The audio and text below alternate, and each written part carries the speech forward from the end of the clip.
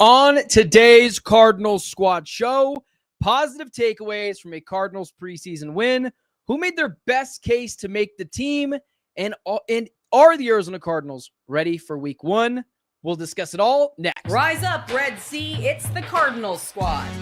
Sponsored by Game Time. Everything Arizona Cardinals every week.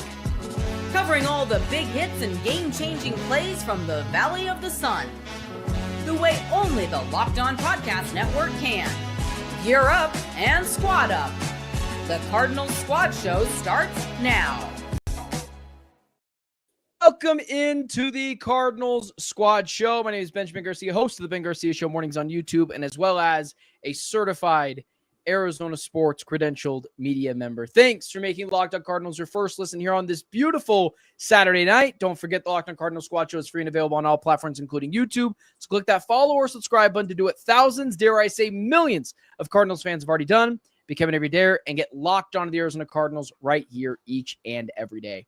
Today's episode is brought to you by Monarch Money. Today's episode is brought to you by Monarch Money. Take control of your finances with Monarch Money. Use code LOCKEDONNFL at monarchmoney.com for 50% off your first year.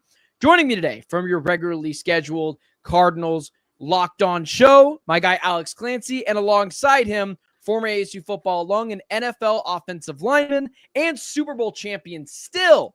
What's up, fellas? My guy Jamil Douglas. How are we doing? A Cardinals win. We are doing 2 weeks away. Let's get to the regular season. Let's go. Yeah. Man. Well, I mean, before we get really just into the nitty gritty of the positive takeaways from this obviously Cardinals win, is there anything you could take from hey, listen, they won this game. They're going into the regular season with some kind of confidence. I guess Clayton Tune was better than he was from the week before, or is it like this is just all cosmetics? It's not just us wanting to get to the regular season. It's also the Arizona or the Jonathan Gannon and company, Clancy. No, I mean, there was definitely some positive takeaways here that are going to have some effects in the 2025 season. First off, Jordan Burch played. I'm surprised he did, but he played. He got to the quarterback again, had a strip sack, had a pressure right before. Like, this dude is the real deal, and he's going to make impacts on this team much more quickly than people thought initially. Like, we're not talking about getting to the quarterback off third stringers. Like, this dude went up against the first stringers for a series tonight, and he got some pressure. He didn't get to the quarterback, and they absolutely tore apart the backups when he played against them. So you can't fake doing that consistently every single game. All the dude has come in and done is put on 52 in red and just, ravage the quarterback 3 straight weeks. Yeah, Jordan Burch looked good. He looked good. The pass rush when he did get to the quarterback, it was relentless. It was physical. It was everything that would excite you about a young player. So that was definitely a highlight to me. I think as well as I don't want to mispronounce his last name, but PJ Mustipher, D tackle. I thought he played well. Number 79. I thought he played well. Again, he's been showing up in the run game. Something that I've noticed, in the past preseason games was just feeling like the run hadn't really been addressed. And I felt like he, kind of showed up in that form. But there was a few positive things. Jordan Burch being the biggest one, I think, in my opinion. I think, honestly, the biggest thing that I took from this game is, and Clancy mentioned this a couple of weeks ago, is, man, the Cardinals can just run the ball effectively. It really doesn't matter who's back there. And I know, obviously, big guys, Benson, Connor, not really into the move tonight, but Michael Carter's got guys like Clancy tweeting out, like, should he make this team over Amari DiMercato? Like, I understand, and we'll have those discussions in the B segment here, but the fact that Petzing, yes, he struggles to throw the ball maybe down the field, or maybe it's Kyler. We've had that discussion. He is clearly confident in his ability to run the football, whether it's the guys up in front and the offensive lineman. His scheme is always creative. And I thought Petzing deserves some flowers for that. And I understand, he's not calling all the plays throughout the entire game, but it's his game plan. It's the players that are following it. And the fact that they're able just to continue to move it at will, regardless who's there. Bam Knight, who I just learned is Zonovan Knight from years ago. Michael Carter, I thought that was something as well. Like Petsy's got this down, man. They look good. And I'll say this about the defense. I know that, they got scored on in that first drive, but man, they came out and they were chomping at the bit against the first offense of the Raiders. It wasn't just like a cakewalk down the field. There were plays being made. Unfortunately, the back shoulder throw, Denzel Burke has dealt with that, I think, 2 weeks in a row now. Both great passes. He's right there. It's just, something that's been happening to him. But the defense, for not playing any starters, looked really good going against a Raiders offense, and, who's known for their physicality and, pushing the ball down the field with now Geno Smith. Yeah, I mean, you look at the entirety of the preseason. Aside from getting railroaded by the ones in Denver, the defense looked good. They gave up 10 points against the Chiefs. Yeah. They gave up 10 points. I mean, the game's there's a minute left in the game. We couldn't bear waiting another second to do this. So, they've looked good depth wise. Like Yeah. you mentioned Jordan Burch, another name that popped tonight. A fan favorite is Xavier Thomas. Late round pick out of Clemson, who would have been a much higher pick if he didn't have multiple injuries in college. Like, the Cardinals have so much depth on the defensive line and in the pass rush room, and they just got to figure out the right elixir at the right time to elevate from where they were. And they've got, like, Nick Rawlis has too many tools in his tool shed. Like, this is really going to have to be self-editing with what his rotation is going to look like, because he could run 7 deep on the defensive line and 5 or 6 deep off the edge. I mean, the other thing that needs to be mentioned here with Denzel Burke is, like, he got lit up the entirety of the game pretty much. He had his best coverage play on the touchdown. Will Johnson looked okay. He had to choose between 2 receivers and was kind of left on an island. Ended up giving up a chunk gain. Cody Simon looked good. He had a couple really big hits that stopped little screen passes, stopped little 5 or 7 yard passes from continuing. So, like, all in all, the young guys look good tonight. And again, and I'll continue, like, I hammer this home, like, the Cardinals would be fine without the young players. So the fact that these guys are ready to rip in some form or fashion so quickly is only going to benefit them to level up right away.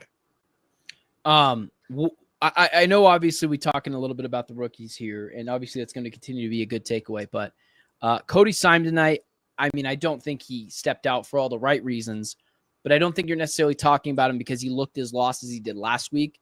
And I'd be curious to kind of what you guys think about that Cody Simon tonight. I didn't think he was amazing. I didn't think he was bad. I think he was just right in the middle, and that's a step up from where he was last week. And we've continuously talked about this linebacker position that could be a weak point for the Cardinals. I know it's not a premium position anymore in the NFL, but still, if we're talking about weaknesses, that could be one for this team, Cody Simon tonight. Yeah, I wanted to see a little more from Cody Simon. I thought he did better than the week before, but I didn't like his performance the week prior. So I wanted to see a little bit more. He got hit with a play action right over his head. And I think, like I've said, young linebackers, it's going to take time for this guy to really, gain the instincts that it takes to play linebacker within the league. But I wanted to see a little bit more, man. He was around the ball, but he wasn't, the guy making the play, which is fine. But I just want to see the flashes of the guy that we saw in college football. Yeah, I mean, he did have a big hit on Zamir White on a short pass today. I think maybe the play you were talking about is so it was a coverage play, it was play action. It was supposed to go to the left side. Michael Mayer had a deep out to the right, and Cody Simon had him in coverage. And then the play broke down. Jordan Burch was in the backfield. Geno Smith did what he does, and then ended up going to Michael Mayer over Denzel Burke when Cody Simon kind of got lost in the play a little bit. But it's tough for a young guy to play in the NFL by himself, especially a guy 4th round pick, a guy not expected to start day 1 with no actual proven talent around him. Like, I'm curious to see what he'd look like spelling Mac Wilson with all of the ones playing during the regular season, to see what he could do when it's really just his role that he'll be playing, instead of this kind of like, everybody's going to try to figure out how to play with each other. It's still the preseason for these guys. Yeah, I also think it's a lot of responsibility on him with the green dot. I think, if you relieve him from having to call the defense and allow someone to kind of direct where he needs to be, then he can kind of just play freely. So I get that portion as well. I just feel like there's times where he's so close and he may shoot the wrong gap, or he may, dive a little too far into the O lineman, where I want to see him kind of get that separation and make the play. So I'm sure we'll see it at some point this season. Yeah. Yeah. I mean, when I mean like a step up, I mean, legitimately, we weren't talking about him for all the wrong reasons, where I thought last week, especially, I mean, in points of that Denver game where he just looked lost on the field. And the fact that the Raiders came out, played their starters, clearly not for very long, Cody Simon getting more work against the other team's twos. I just thought when you put him in that, when you put him in there, that he looked better this week, not worse. And then it just leads you to believe that week in and week out, potentially he's going to be a better player and someone that they can trust later on in the season, Clancy. I mean, yeah, but he's like, if things go to plan, he probably won't be seeing much action early. Like, they were potentially going to move Mac Wilson, so where Cody Simon could start alongside him, it's going to be ADG. Like, I don't think there's any question about that at this point. Owen Papo played the second half. Cody Simon played sparingly. Like, it's obviously Cody Simon who's backing up Mac Wilson at this point, if depth chart is any sort of indicator on play time and when it happens during the preseason. Like, yes, it's going to be the weakest spot on the defense. We'll talk about that in the final segment. But what I've mentioned multiple times is like the exterior surrounding the off-ball backers are going to be so much. It's going to be so much stronger that you're going to be able to complement. Like, you can't look at the Philadelphia Eagles defense and be like, oh, that's how things are normally done. Normally, there are glaring weaknesses on defenses, and it's how you mask it and how your all-pro players can cover that up, like what Budda Baker's done pretty much for his entire career. I think this is going to be this is us looking too close to the lens, which is what we're supposed to do right now. But this is going to dissipate pretty quickly when we get to kickoff in New Orleans. Lastly, I mean, I guess just because I want to talk about him, he wasn't necessarily a big part of the game like he was last week, where he was just incredibly awful. Clayton Tune tonight, I don't really want to spend a ton of. We're going to talk about who made their case to make the roster.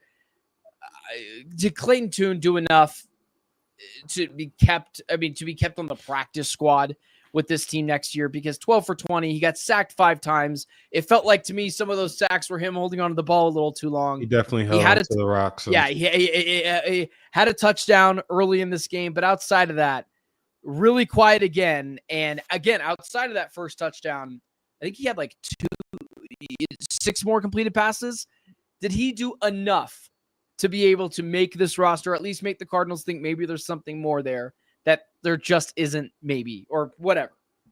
Is he going to make the team, man? I don't know what to say about Clayton Tune. I just want to talk about him. No, I think, I mean, I thought we were pretty set on it's going to be Kyler Murray, Jacoby Brissett.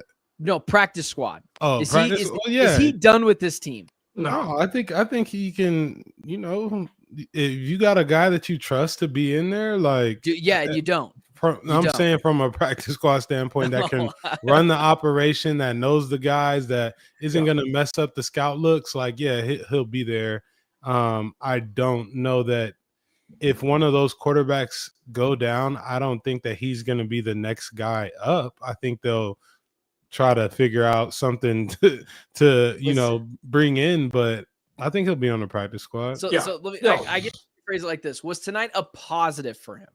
It didn't matter. It doesn't matter. He comes in, he plays. Even Jonathan Gannon said he's playing behind the line. He gets no protection when he plays. So even if he was playing at his best, it'd be very difficult to play. You put Patrick Mahomes behind that line in the third quarter and fourth quarter, it'd be difficult for him. Look at what he did in the Super Bowl, with a bad offensive line. It was a wash. It was a wash. Yeah, that's fine. I mean, he made a couple plays. He had a third and forever that he converted with his legs. He had a really nice touchdown throw to Simi Fehoko. This is the deal. If it's not Kyler and it's not Jacoby, what Jamil said, it's Jameis or it's Russell Wilson or it's somebody else. No, I'm serious. It's not a joke. DeVito, they're going to be trading for somebody. Yeah. Clayton Tune will never start for this team. No, he will never start for this team. They will trade for somebody. Not even start. But will he ever be the back? Will he ever enter a game for the Cardinals again in a regular season game? I don't know. Probably not. He wasn't the only reason he did the first time is because let's be honest. They didn't want to put Kyler next to Myles Garrett his first time back. So 100%. That's Clayton Tune is a nice person. He played really well in college, and he's not a very good NFL quarterback, and that's okay. Sucks. He's going to be, but it's going to be fine. He's going to be great holding a clipboard. He'll probably have a career, for a while. This happens. this happens. He'll be practice squad guy. He's like, this is not something, and this is a good thing for the Cardinals. You never have to worry about Clayton Tune starting a regular season game. Ever. Truly, ever. It will never happen. I got to tell you, I do think there are some other starting quarterbacks in this league, none that come to mind right away, that are in the same level of like what Clayton Tune would provide in the regular season. It makes you feel really grateful for Kyler, even with his ups and downs, that holy hell, you don't have someone like Clayton Tune each and every week going to bat for you. I mean, you gotta feel good with the 2 deep that the Cardinals have, just being honest. Between, Jacoby and Kyler, like, these are 2 guys that have won games in the NFL and can play, so you got to feel good about the quarterback room, and I think it'll be 2 quarterbacks on the roster at the end of the day. Who knows? You always need someone to wash the laundry. Maybe they'll just keep Clayton Tune around for that as a whole. I mean, seriously, I was trying to be nice in the beginning. I know the offensive line, and we got to move on. And I know the offensive line wasn't great tonight. Throw the damn ball away. I mean, seriously, I'm watching the game with a bunch of buddies, and we're all making fun of Clayton Tune at this point. It was very easy to see. But anyways, let's move on. Who made their case to make this roster? Maybe changing the minds of head coaches. Let's talk about that. I think Clancy might have a spicy take when it comes to Michael Carter and Amari DiMercato. Let's do that. Talk about it all next. First, today's episode is brought to you by BetterHelp. These days, it feels like there's advice, so let's make sure I have BetterHelp stuff up on here. Come on now. These days, it feels like there's advice for everything. Cold plunges, gratitude journals, screen doxes, but how do you know what actually works for you? With so much information online about mental health and wellness, it can be overwhelming to figure out what's true and what will actually help. That's where talking to a licensed therapist through BetterHelp will make all the difference. You get real personalized guidance instead of just guessing based on something you saw on social media. I have been to therapy on numerous occasions before, and it's not because you have to have this big traumatic event happen to you for you to be able to go. Sometimes there's just a life change that happens or something crazy that it just happened in life in that moment. You're not really sure how to deal with it, but talking to someone just on its own could do everything for you, and that's where our friends at BetterHelp do come into play. Talk it out with BetterHelp. Our listeners get 10% off their first month at BetterHelp.com/LockedOn. That's BetterHelp, HELP.com/LockedOn. All right, let's move the show on and and take it over to this. And I want to start here so I make sure we hit it. Who made their case to make the roster tonight? I would love to talk about Michael Carter, who does, Clancy tweeted this out. I wish I had the tweet right in front of me because he is right. He does do something different than every other Cardinals running back that can't do, even James Conner, Trey Benson to a degree. Should Michael Carter be the 3rd running back on this roster, or should it be Amari DiMercato? Clancy, you have the floor. So I should have clarified a little bit more on that tweet. Amari DiMercato does what they need for a 3rd round back, for a 3rd down back more, which is pass blocking. Okay. But my point is, just like Greg Dortch, Michael Carter is faster than any other running back on this team. He can do other things than Trey Benson and James Conner can. Even Amari DiMercato. Like, they don't use him catching the ball to the backfield, Michael Carter, like they could, because he's able to do that. He just, he's a preseason dude. He's now a fan favorite because of him backing up Kyler Murray about the video game thing. Was one of the best quotes ever from practice this past couple of days. Like, he just has a different skill set. So if you need to give opposing teams a different look from the running back room, keeping him would allow for that.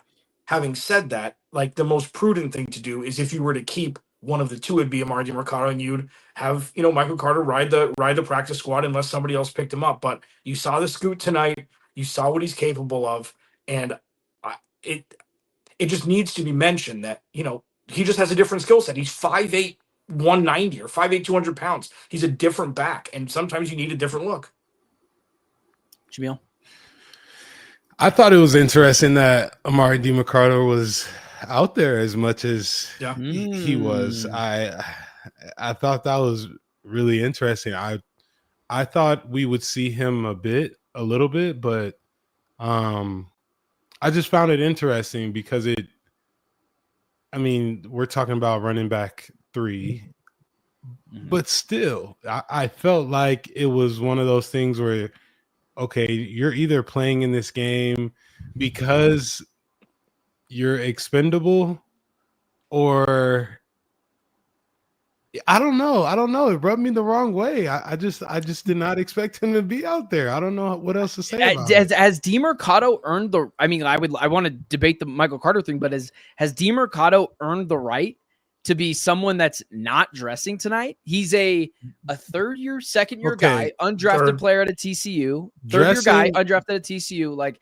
he hasn't. I like now, but before we get, I like DeMercado better in pass pro than I do Carter. I'm not sure how super close that is, at least to me, but has he earned the right to not be out there?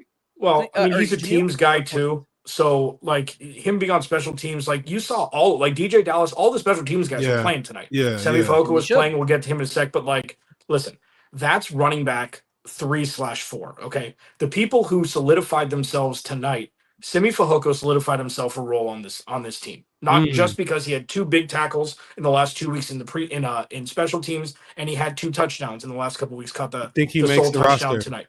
Sorry? You think he makes the roster? Oh, 100%. He's the 5th wide receiver. Xavier Weaver will probably be 6 if they carry 6, which I talked to my buddy Bo Brock. He said they'll most likely carry 6. I would take Fehoko over Xavier Weaver 100 times out of 100 if we're picking one. He's shown plenty. Yeah. He's got like Xavier Weaver's fine. Okay, his skill set is there. I get it. He's fast. He can run the go routes. He's quick with the ball. Like, I get all of that. Fehoko has a much higher floor than Xavier Weaver does every game. So why do you? I would love to put this conversation together.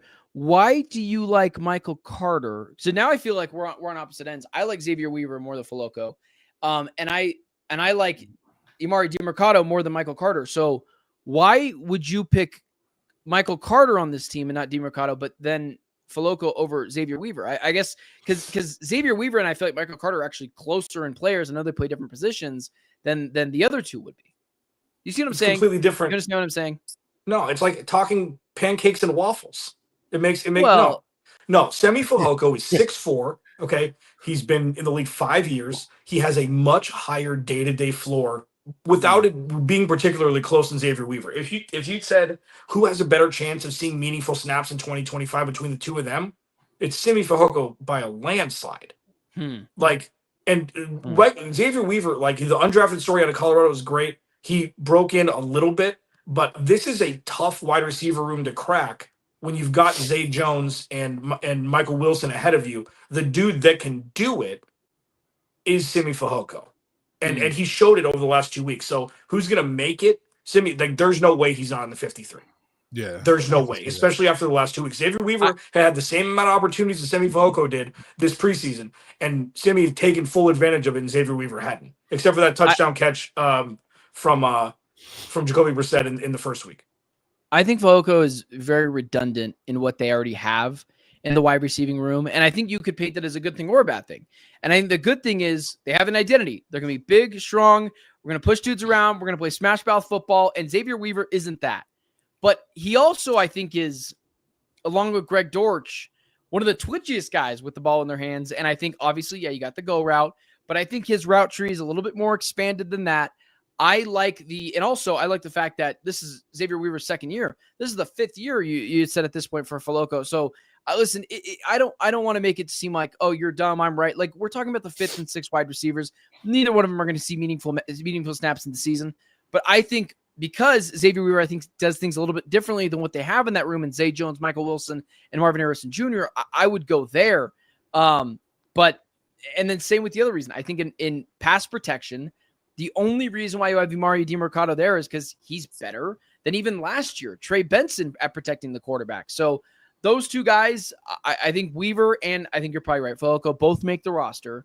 But Michael Carter, it's going to be an uproar again when I believe he's cut. But last year, like, he's a third string guy. No one picked him up last year. I'm sure he'll be back on the practice squad again.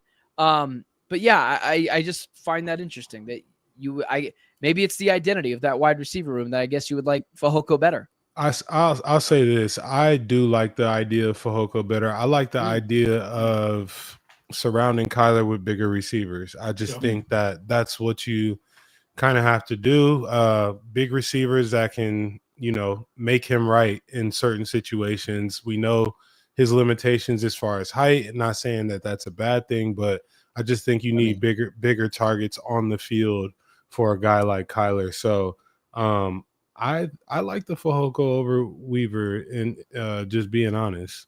Yeah, I mean, it's just haters. Well, what the only thing about, and I went to Colorado, I went to Boulder. Okay, so I'm a buff, so I get like. Are you a buff? Yeah, wow. I didn't know that. That's cool. I think you are the president of Xavier Weaver's fan club. I think there's like 3 of you guys in there. And it's you and all your personalities. Yep. So like the thing with Xavier Weaver also is Greg Dortch is exponentially better at football than he is, in my opinion. Yeah. Like, and we've seen it. Like, I know it's not exactly the same just because they're smaller and they're twitchier. Like, I'm not calling them both the same, but this is a very, very difficult wide receiver room to crack because they ran it back. And Sammy Fehoko, I think, has a better chance. So they're probably going to both make the roster, and it's both going to be fine. The fascinating part for me is offensive linemen and corners, DBs in general, like Darren Hall, Elijah Jones, Jalen Jones, who got hurt tonight, who actually played pretty well during the season. Joey Blunt, who had a nice couple plays tonight. Like Andre Bocelli, I know he's a wide receiver, but like there's just names that we've heard that have been practice squad guys for the last couple of seasons. But like Elijah Jones hasn't really showed much since being drafted. I know he was injured all year of last year. Like, is this cornerback room good enough to where he's expendable? Like, they've leveled up so much that it's not necessarily fair for the young man. But like, this DB room is set to be pretty special if 80% comes to fruition like we expect. Yeah. Can you cut Elijah Jones? I mean, this is technically his rookie season. Like, and we know the learning curve for cornerbacks in the NFL, I think is, up to par with the difficulty of going from college to the NFL in terms of quarterbacking. So can you give up on him this easily? As well as, can you cut Denzel Burke, who has not been good so far, but he's a 5th round guy. And like 5th round guys get cut sometimes. Can you admit you're wrong there this early in the process? And I'm talking to both ends of my mouth, but let's stick on that cornerback room. I think it's hard. I think it's hard early in the process to cut them, just given that you're waiting on this Will Johnson development. I think that's right. Like it all depends on, does he turn into a guy that you don't have to worry about when it comes to covering a receiver. So I think if realistically, we're going to find that out like fairly early. He's going to play a lot of snaps, and we're going to see, but it makes it hard to cut someone this early, but I think it all depends on Will Johnson. Yeah, and I don't think it needs to necessarily be cut. Like, there's practice squad spots, whether 12 spots practice squad. Like, there's room for these guys. I'm not saying they're going to cut Elijah Jones. There's only 53, man, and with the influx of talent that they've had from last year to this year, like, it's just you're seeing the floor raising, and this is like the first actual like concrete evidence when you start to see familiar names from a couple of years where it's like, oh, now there's no room for them because this team is so much better. So we're gonna see. It's really predicated upon what JG sees tonight. He said guys are playing for their pink slips. He didn't say it like that, but he's like, guys are playing for their spots, and there were a couple of guys who played really well who were on the fringe, and a couple of guys who were just lost in the fray. So we'll see. I do think Ketan Crawford, he's gonna get a spot. Like, these rookies aren't going anywhere. I think Denzel Burke could be the only one, but the kid just got eaten alive, and like it's not his fault. Like, it's not his fault. Yeah. It's so early. It's so new in the process. But he had made a couple really good plays during the preseason. So you got to take the merit in that, I think. Yeah, you hope with Denzel Burke, it's not one of those things where his confidence is getting shot a little bit because it's 2 back-to-back weeks on a back shoulder for a touchdown. So you hope from that aspect it doesn't wear on him. But I think this DB room, obviously we know there's a ton of talent around it. I think it will go and flow as Will Johnson develops, in my opinion. Let's move over to the pass rush as well. Xavier Thomas, I thought maybe his best preseason game, and he's someone last year, fifth round guy, last year, second year player. Is there anyone that you're like, that guy could get cut, and I think he's better than he is than a player getting cut on the defensive line, just because feels like the Cardinals are pretty stacked there? No, I think Xavier Thomas, he's carved out a role for himself, and I know what you're saying. No, like the names that we know on the defensive line aren't going anywhere. Bilal Nichols, Justin Jones, Dante Stills has been the best pass rusher for the Cardinals the last 2 seasons. Like, it hasn't been particularly close. 6th round pick, like, and all the pass rushers, like, all those guys have a role. They will find a spot for these guys, and that just shows how deep it is. So there may need to be, quote unquote collateral damage, even though these are human beings who need paychecks, but like there is going to be guys who won't make this roster, may be relegated to the practice squad because of it. But that's a powerhouse move. That's a powerhouse situation for the Cardinals to be in. Like, that's a positive thing. So listen, the young guys showed enough for the guys who we think are going to play early on. It's still TBD with Will Johnson. And guess what? If it takes him 2 months to figure it out, so what? They'll be fine without him. Yeah. Like, this is a total chill wait. And Walter Nolan hasn't even taken the field yet, man. Like, this is a dormant volcano ready to erupt. It just needs his guys ready to rip to be able to do it. Yeah, I think it's pretty cut and clear. The guys that did not play today are the guys that are going to be there. And we've been saying that throughout the whole preseason. Like, this is there were maybe 3 or 4 roster spots open in terms of like, is this person better than the other? But besides that, like, this thing was pretty set in stone, at least from my point of view, it was. Now that the preseason is over, how do we feel about this team going into week 1? We understand the starters and really a lot of the second stringers did not play tonight. Are the Arizona Cardinals ready, or did they miss a prime opportunity to get themselves ready for week 1 against Tyler Sucks and the New Orleans Saints? Let's go there. Next.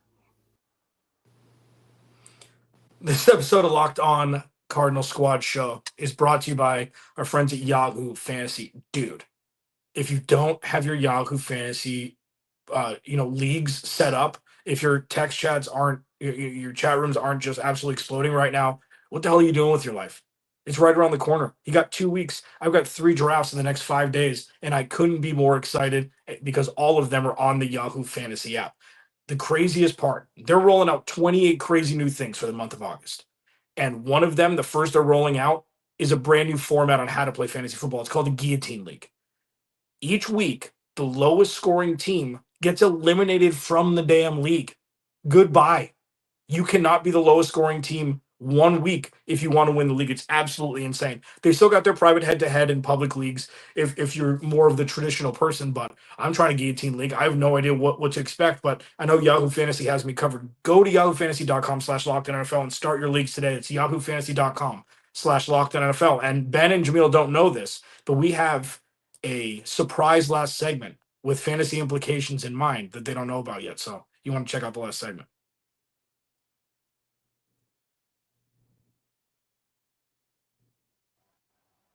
All right, closing out the show. And yeah, he says we don't know it yet. And I'm not going to lie to you. That's got me, even myself, a little scared there because I'm like, oh, didn't prep for that. But it's not the Cardinal Squad show. It's Clancy's show. How do we feel about this team going now into week 1? I made the arguments before on this show that if Andy Reid is playing his starters and that is a dynasty still in Kansas City, I believe that is someone that you could follow their lead, but also, flip side of the coin, Sean McVay does not play guys. Despite what has happened in the preseason, Cardinals starters were only playing 1 game, actually only playing like 2 series. Are the Arizona Cardinals ready for week 1 to take on Tyler Shuck and the New Orleans Saints and or Spencer Rattler? How do we feel? Feels like it's going to be a cakewalk. Are the Cardinals ready, or did we just go through Camp Cliff again? There's phone breaks and snack breaks, and dudes aren't playing in preseason. They're going to be ready, man. I mean, look, they just came out of training camp relatively healthy, if you think about it. I know that they've obviously, dude, how lucky. Walter Nolan. You hope that turns into something that he can get back sooner, but this team is healthy. This team has all of their guys. They're ready to roll. They're going to get better. I know Will Hernandez at some point is going to be within the lineup. Like they're building in the right direction right now. They're building momentum for week 1.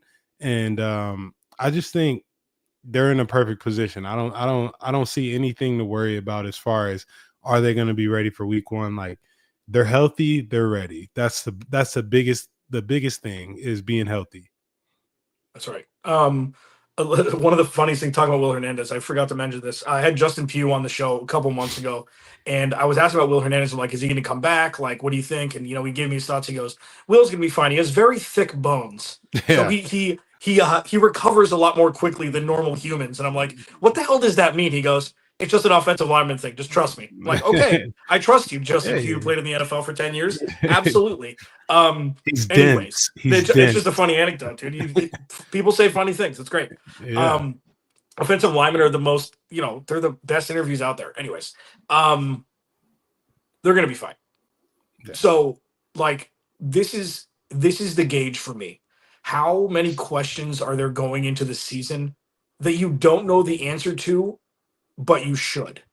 And there are none for the Cardinals this year. You know what the depth's going to be like. The question marks you have is, will the young guys supplant guys who have been in the league a little bit longer? Like, is Daedric Taylor-Demerson going to take Jalen Thompson's role this year?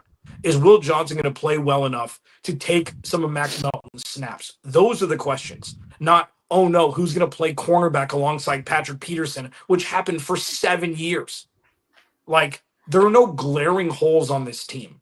Yeah. And what I say on the show is, like, it's not rose-colored glasses. It's concrete, factual things that have happened to this team that would lend rational people to think that they're going to be ready to rip. And that's where we're at. So either the offense is going to work or it's not. Like, it sounds dumb, I say it all the time, but either it's going to work or it won't with Kyler Murray. So they're full steam ahead. And luckily they've got, quote-unquote, winnable games in the first 2 weeks before they go back-to-back, 49ers in Seattle. Like, this is a perfect wind-up for a team that didn't play a lot in the preseason to get the rust out against teams that aren't as good and then just go when they start to play teams that are. I think they're ready. I don't know that they are. I think I won't know that until the first series of defense and offense from that team. If they come out with their hair on fire, or if they come out sluggish, or that southeastern road trip. I'm not 1,000% sure if that's in the early window or in the 1 o'clock window. If Gannon gets those guys ready, I feel like I'd be lying if I said that I think they missed some opportunities to throw those guys out there in real fire action. However, you look at the San Francisco 49ers, and it's hard to argue with the fact of every day they're losing someone. Every single day. So I think they're ready. I think we're going to know very quickly. I would be more curious if you guys thought this. Is week 1 a must win? Like, this is the NFL, guys. It's week. It is a week-to-week league. We will say they lose the first game of the season, and that comes back and bites them in the ass because it was a very winnable game to get the division later on. The reason why I think it's potentially a must win is because you don't get a lot of gimmies in the NFL. In fact, you get none. But there are some that feel like they should be. Tyler Shuck, the first-year head coach, whose name has escaped me right now, former Boise State, Kellen Moore.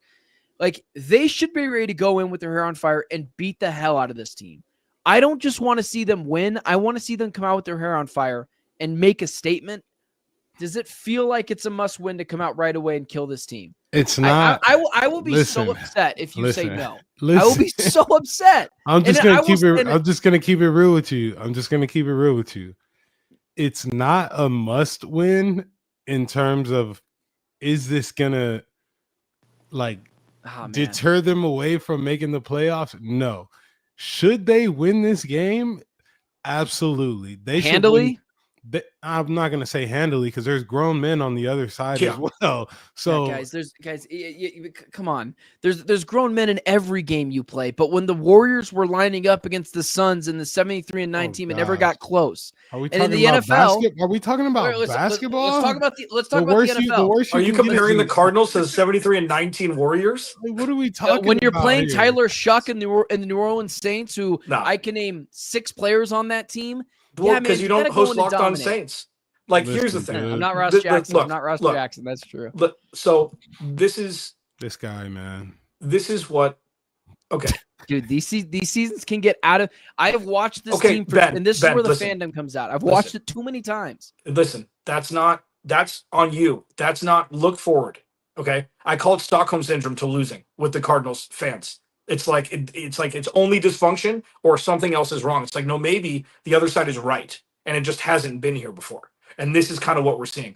It's not a must win. Like, when you talk about must win, that's a team going on the road, a warm weather team in the snow to solidify a playoff spot. That's a must win. It's week 1 on the road against a team you should beat. When it's this far gapped talent wise, the Cardinals should 100% go in and win. I'm not saying the first series is going to predicate it. I'm talking about the 3rd and 4th series. Once they actually get the rust off and you start to see what the actual team looks like, the start of the second quarter is where you go. Like, the first quarter is the preseason for the offense, and then you start to see the real team. Luckily for the Cardinals, the defense doesn't need to be as structured. You're able to see quarterback hit quarterback. It's a lot different where you don't have to be as like metronomed, where you have to have 11 dudes on the same page at the same second. Like, the defense is going to carry the weight early, and the offense will be fine. Yeah. Like, yeah. I think they're going to knock them. There is going to be an Arizona Cardinals fantasy football darling week 1 if you draft the Arizona Cardinals on your fantasy team. And like, that's going to kind of what it's be like, and the offense is just going to have to keep up and put up some points. And if it's not, and if it's a close nail-biting game because it's week 1 and it's on the road in New Orleans where fans are going to be acting like they just came out the Super Bowl, that's okay if they win by a scratch. Like, it's almost better that way. Yeah, because they win tight. Now they're getting battle tested. Exactly. So we can't say, oh, if they don't blow them out, then this team isn't good. Like, no. It could be a tight game. They could win by a last-second field goal. That could be the case. There is a 100%. I don't care if they win by 1 or if they win by 50. Yes, I will talk more highly of this team if they win by 50. But New Orleans is a tough place to play. That's a real fan base who has won a Super Bowl before. I'm not saying anything about that.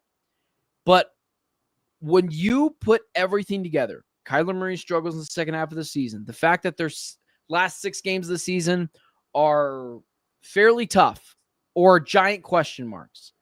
The fact that they're going into New Orleans, first game of the season, feels like a little bit of a soft landing spot against a quarterback that has not looked good at all in the preseason.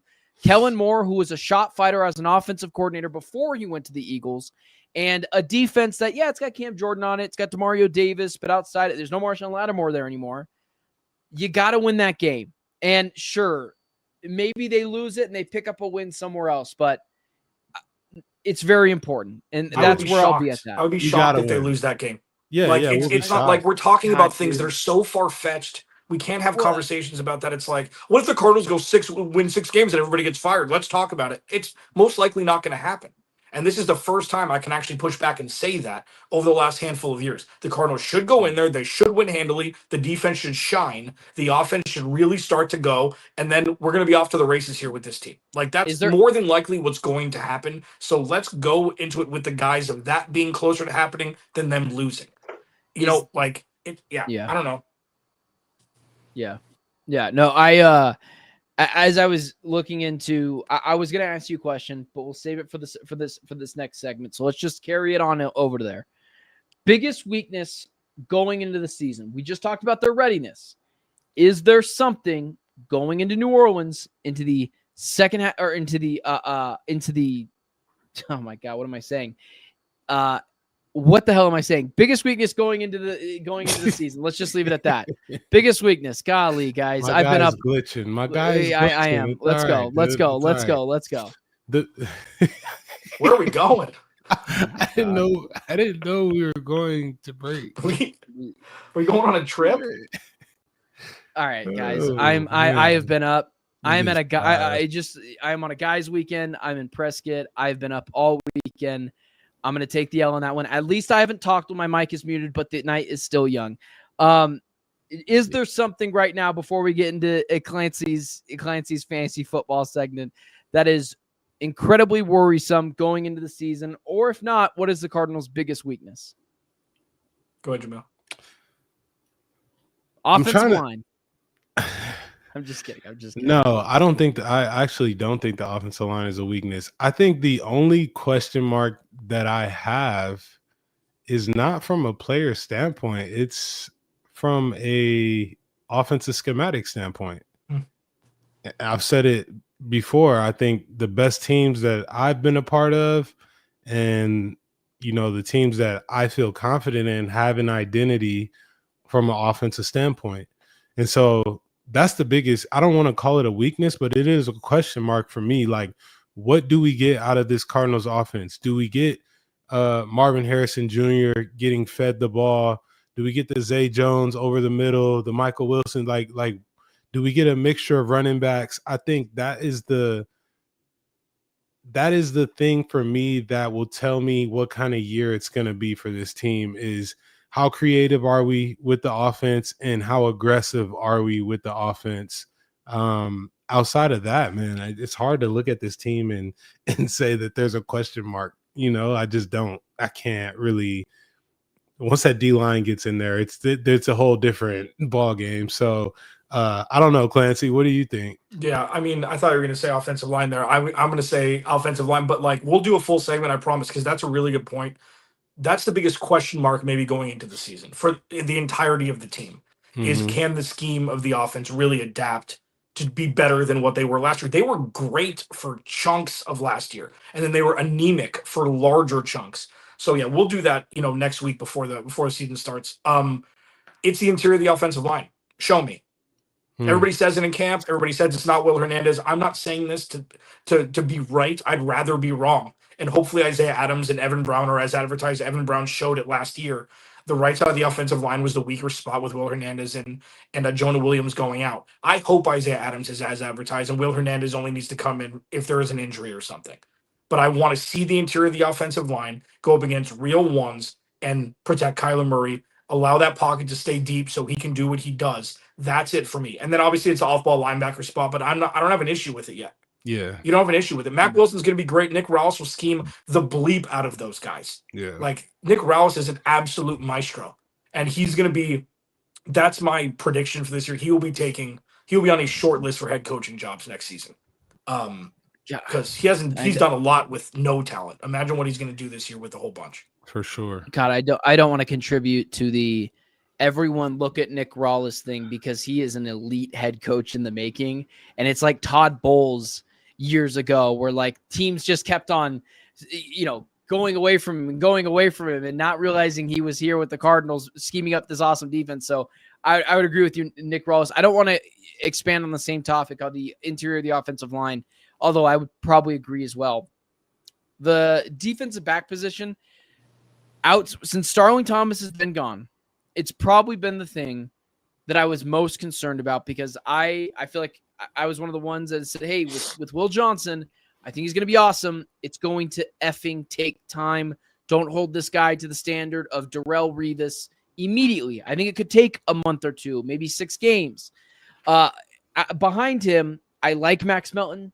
But after that, it's some question marks outside of those 3 guys, and there's a lot of youth there. I'm not so much worried about it in week 1, and the Cardinals have a couple soft landing spots, even in their first couple weeks, even with the Niners. But then you get to the Seahawks, you got guys like Jackson Smith and Jigba that you're going to have to shut down. I would say outside of the offensive line, defensive back position worries me at least a little bit for now, but it can be covered up because of that defensive line. That's what I was going to say. The defensive back position is married to the D-line. And if the D-line is getting a pass rush and if they're scheming things up to get to the quarterback and throw off timing, it doesn't necessarily become a worry early on for me, just because I know that at some point they're going to get pressure on the court. You hope with the improvements that they made, they're going to get pressure on the quarterback. So I think from a depth standpoint, the DB room, because one more injury and now it's kind of you're splitting hairs as far as where you go from there. But I think they'll be fine once I think Will Johnson will really accelerate in his progression when he gets a real D-line out there. Not to say the guys aren't, but just a real rush package and real schematics around him. I think we'll really get to see who he is. And safeties knowing what they're doing over the top too, which has been at a premium with the young guys playing over the top with Keaton Crawford and Joey Blount and Darren Hall. All right, so I'm going to pivot to this because this is fascinating. This is my fault for not bringing this up in our pre-show text. Bleacher Report came out. Bleacher Report came out with a list of trade possibilities or trade suggestions for teams before the start of the season, and the Cardinals made the list. And I want to see, this is completely, projecture. This is not something that is in the works or anything like that. But Bleacher Report put it out, and I think it's fascinating to do a case study before we get out of here after a preseason game that really didn't matter much. The Arizona Cardinals trade a second-round pick to Miami for Tyreek Hill. Is that something that, going back to your Xavier Weaver conversation, this is why I wanted to do it. Going back to your Xavier Weaver conversation, you get your Twitch guy to go alongside Marvin Harrison Jr. He's 31. He's still one of the fastest dudes in the NFL. You only have to give up a second-round pick, and immediately your offense changes its structure to a pass-heavy with run-heavy tendencies, and you could be off to the races. I mean, you brought it up. I'm sorry, you brought it up. What would you do that? I want to know what you would do first. In a heartbeat. Oh my God. I'm going to fart into the microphone. Hell effing no. I'm going to, no. Okay. Let's stay on planet Earth here. Let's just have a conversation. Why not? Please don't fart in the why mic, not? God. Because I'm about to. I've had a milkshake. It would be the smartest thing you've said all day. So don't make me do it. That might be true. That might be true for this show and this show only. That might be true. But Tyreek Hill, for multiple reasons. One, he's already a headache in Miami. He's, didn't show up to practice one day, or it was a meeting or something. He's made comments about Mike McDaniel in the past. He is when has a smaller, exceedingly fast wide receiver, someone to the archetype of Tyreek Hill, has made the difference in a team winning a Super Bowl? The Chiefs won a Super Bowl, immediately got rid of him. The Miami Dolphins can't win a playoff game with him. I think he's bad in the locker room. I think at this point, he's 31 years old. We don't know what he's going to take at that point. The Cardinals already don't throw the ball deep down the field at all. It doesn't fit the scheme of what they want to do. Hell no. Hell no. I would much rather allocate a second-round pick to the defensive back position, which, again, probably not going to do that either, or Trey Hendrickson, because what wins in this league is pass rush, not a premier wide receiver who's statistically speaking and scientifically speaking, likely past his prime. And I saw the Chiefs get rid of him after winning a Super Bowl, and they're just fine with that. I'm good. Let me ask you a question. Terry McLaurin, yes. Not Tyreek Hill. Okay, so let me ask you a question, because you just told on yourself like 5 times there, and I'm not going to argue. Like, this is Tyreek Hill's a top 7 receiver in the league still with a quarterback. Who is the most important pass catcher for them when they won a Super Bowl? Tyreek Hill. Okay, Travis Kelce. Who was the one that caught the 3rd and 25 against San Francisco to elongate that game to allow them to win that game? Tyreek Hill. Who was the reason the entire year when they went back and forth against Buffalo to get to the playoffs, to get to the NFC Championship game, that made the deciding plays? Tyreek Hill. Like, you're forgetting very quickly how good Tyreek Hill is with the quarterback. With Tua's out 10 games a year. 8, 6, 4, doesn't matter. Mike McDaniel had a flash in the pan where it was cute, it was fun, and then it's not fun and it doesn't work anymore. When you have a guy like Jonathan Gannon and Monty Ossenfort and Drew Petzing and Nick Rallis, you can afford to do things like this because none of that stuff will fly. This isn't South Beach, man. Like, imagine how difficult it'd be playing in South Beach. Jamil, how difficult is it to play against South Beach? Yeah. It's tough. Okay. It's tough. I just, as the show's winding Would down, you do it, Jamil? I would also disagree with the fact that I just think also the number one pass catcher of that team is and always has been Travis Kelce. Okay, we're not arguing. Help, okay, but it's Travis, and so, I'm just saying, like, it goes to the conversation of they won a Super Bowl and got rid of the guy. He's had issues in the past. He's gotten in trouble with the law before. I don't think it's great that he's got 17 baby mamas. This dude is a distraction. He is. That is a distraction. 100% being in the news every day because you've got they tried to extend him and he wanted too much money. And I can guarantee you that they regret trading him. Yeah. They regret trading Tyreek Hill. Do they win a Super Bowl without him? No, they don't. They got Trent McDuffie out of it. If I'm not mistaken, they got L'Jarius Sneed out of it. But I know for a fact they got George Karlaftis, Trent McDuffie out of it, and they won a Super Bowl. They do not regret that at all. Jamil, would you trade a second-round pick in 2026 for Tyreek Hill? I don't know. I don't know. Take a side. I'm trying. Just let him go. I'm trying to make it fit schematic wise. I do think that it would be a nice, and I know I literally just said, I think it's great to surround Kyler with big receivers. So now I'm like contradicting myself. Well, this is different. I think it would open up the offense a lot more. Do I want to see it happen? No, I don't want to see it happen. Would it be good for the Cardinals? Yes, it would be good for the Cardinals. So like I don't know. You know what I'm saying? Like, it's like one of those things where like, that was the last name that I was expecting to hear from a wide receiver standpoint going to the Cardinals. It's like, that's such a wild card for me. I'm thinking, I don't know. I just wasn't thinking Tyreek Hill, but I could see how it would be beneficial in terms of, now you're able to push the ball down the field. Now you bring explosive plays from a one-play touchdown threat into your offense. I'm just trying to see where it fits in the wide receiver room, given the style of play. That's it. Well, see, that's the thing. Agreed. And listen, so do I think it's going to happen? No, of course not. But I think for the case of conversation, and not argument, for the case of conversation, what does Kyler Murray do a lot? He dumps the ball down a lot. Okay. Yeah. So if you have a guy who's a Tesla at 31, 0 to 60 in 3 seconds, you put 3 blocking wide receivers on the same side with him. You said it right. He's a touchdown play. Any play, he touches the ball, he can score a touchdown. So in the crossing routes, in all of these things that Drew Petzing does close to the line of scrimmage, Tyreek Hill wouldn't need much space. He would just need a little bit and he'd be gone. And then you'd have Marv and you'd have Trey. And the reason why I would say yes, if you asked me this last year, I would have said no. This window, this year and next year is going to vanish. They've got money. They've got picks. All of their guys are on rookie deals, small deals. Trey McBride isn't making a lot of money even though he got an extension. Like, this is the time before Garrett Williams and Paris and Marv and all these guys get paid to maybe make a little bit of a splash that's not going to ruin the future. And you're only giving up a second-round pick for a top 10 wide receiver. Well, thank you for joining myself on this season is so important. Make the big play because you don't actually know when your window is argument.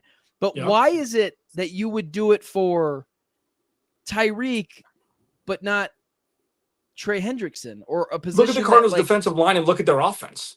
It's a very simple difference. Okay. You know what? That's right. That's I guess I could buy that. But my mind goes to I can't buy it. I don't think it's crazy. My mind goes to what wins Super Bowls in the trenches or an outside speed wide receiver. I'm always going to go in the trenches with it. But here's another thing. Terry McLaurin is there, and he's the bigger vertical threat wide receiver who I'd rather. But again, contract disputes. But here's what I'll say, man. Tyreek Hill is coming off his worst season in the past 6 years. Yes. Tua Tagovailoa was only there for 11 games. But in the year where Tua Tagovailoa missed some games as well, he still put up numbers. I don't know, man. I get what you guys are saying, but I don't know Tyreek Hill if I has would not. spend a second round pick on that. He hasn't fallen off. The Dolphins' offense is broken outside of Devon Achane. Devon Achane. Like it's completely broken, and it doesn't work in cold weather games. So he hasn't fallen off from a standpoint of production. He's just at the wrong spot. So if he came to a warm weather team in Arizona, like, he's going to make plays. Trust me, but the Dolphins are just broken right now. So it's not like oh, he's not worth a second round pick. No, he's worth it. He's definitely worth it. Especially overpaying a little bit. Especially if you've got a team that's on the brink of, we're one move away from being able to get this thing done. So Micah Parsons, we agree. Micah's going to be a Cowboy. Yeah, and also that's going to be multiple firsts. Like, that's where it does get a little crazy. All right. Well, I got to be honest with you guys. Maybe I'm just tired, and that could very well be the case. I didn't expect us to have this good of a show after a game of Clayton Tune started the entire time. So you guys aren't one to pat yourself on the back. Listen, I just expected, and that's on me. I got to be locked on, baby. That's a hell. That's a. You don't get this kind of show from other shows. So with that being said, hit the like. Hit the share, hit the subscribe button. I promise I won't fart into any microphones, and I promise I'll never. You're doing it right now. You're doing it right now. Okay, it's already that time of the week. Thank you so much for tuning in to the Locked On Cardinals Squad show. Don't forget to like, don't forget to share, don't forget to subscribe. We will be with you guys on Wednesday at 6 p.m. and you guys can see these two bully me as I defend myself. So for anyone in the chat, I was not expecting that. For everyone in the chat, X, Alicia, Back to Constitution, Marmor, Lowell, we appreciate all you guys tuning in. For Jamil, myself, Alex Clancy, we will talk to you guys at 6 p.m. on Wednesday. Thanks for joining.